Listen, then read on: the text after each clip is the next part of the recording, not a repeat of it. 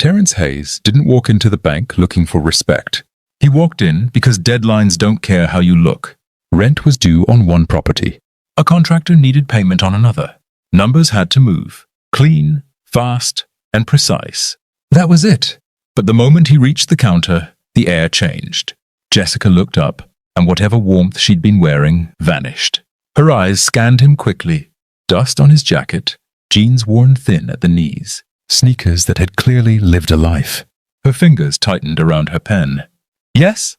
she said flatly, already glancing toward the next customer. Terrence calmly removed a folded note from his wallet. The paper was creased, softened by time. "I need to transfer funds between a few accounts." Jessica let out a short laugh, not loud but sharp. "I'll need your ID," she muttered, "and probably a miracle." A few people in line shifted uncomfortably.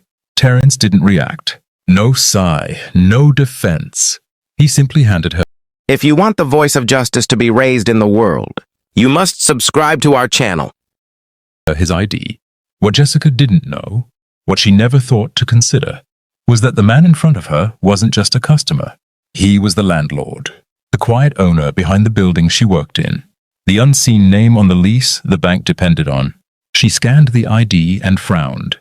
"Sir," she said, "this counter is for premium account holders." "I'm aware," Terrence replied gently. "Then you're standing in the wrong place." She turned away before he could explain, leaning toward her co-worker. "There's always one," she whispered, loud enough. Behind Terrence, a woman in a tailored blazer stiffened, a middle-aged black woman with calm authority in her eyes. "You might want to check your tone," she said quietly. Jessica spun back, flustered. "Excuse me." Terrence raised his hand. "It's fine," he said. "Let's continue." That's when it happened. The branch manager, Luis Ortega, passed by. He slowed, looked again. Recognition flashed across his face. He disappeared into his office. Terrence spoke clearly now. "There should be a savings account connected to several trusts. I need to move $850,000 into account 3347 and $1.2 million into..." Jessica laughed. "You do realize I can see your clothes, right?" Then she looked at the screen. Her smile froze. One account became 3. 3 became 7, each labeled under Hayes Holdings, LLC. One balance stood out. $12.4 million liquid. Her mouth went dry.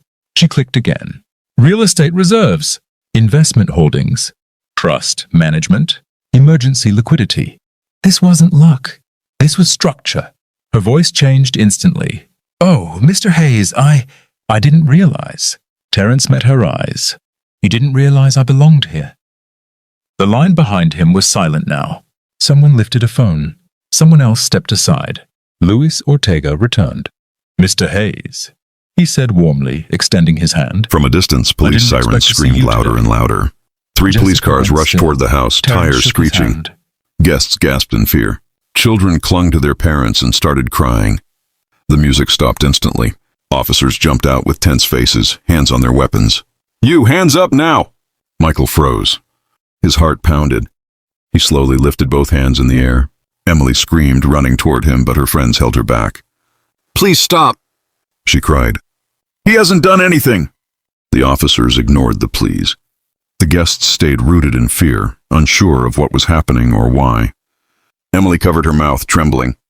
Mrs. Wilson walked toward the fence with her arms crossed, wearing a smug expression. This was exactly what she wanted. This was her moment. Officer Daniels kept his weapon drawn, eyes locked on Michael.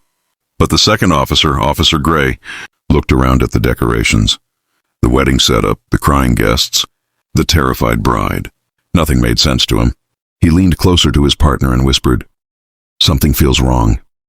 This doesn't look like a disturbance. It looks like a wedding." Daniels answered coldly, "We respond to the call we get." Gray kept observing. His eyes returned to Michael. Something about him seemed familiar. He studied Michael's face carefully. Recognition suddenly hit him.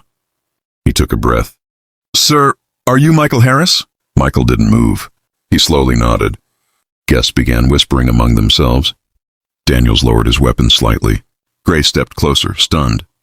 "You're the same Michael Harris who created that community safety program, aren't you?" Emily cried out, "Yes!"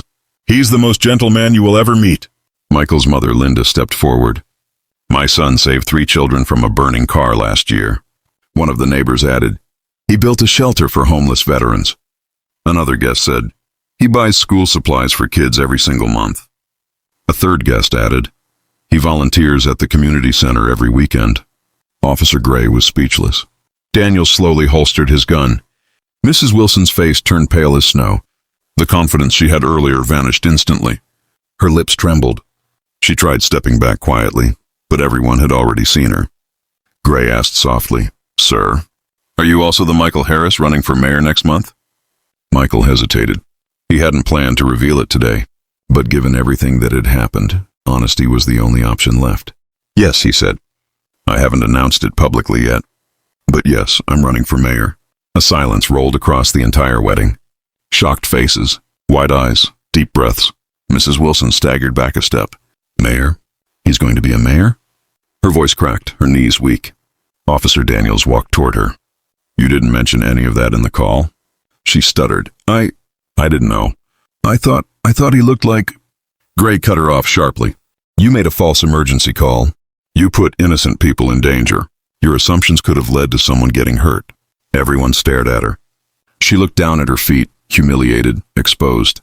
Her racism had been dragged into the sunlight for everyone to see. The officers escorted her away for questioning.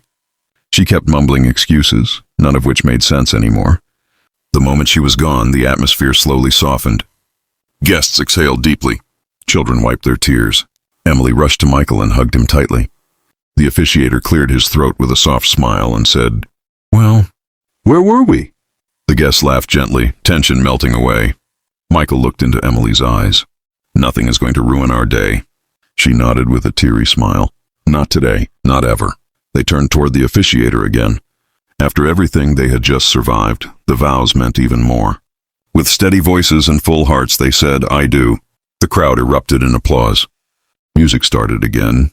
The sun dipped behind the trees, painting the sky gold. Michael and Emily kissed as everyone celebrated around them. The camera in your viewer's mind slowly moves up, showing the peaceful neighborhood shining under the warm sunset. The laughter returns. The love returns. The safety returns. And what remains in the air is a powerful truth. When hate tries to break something apart, love always finds a way to put it back together.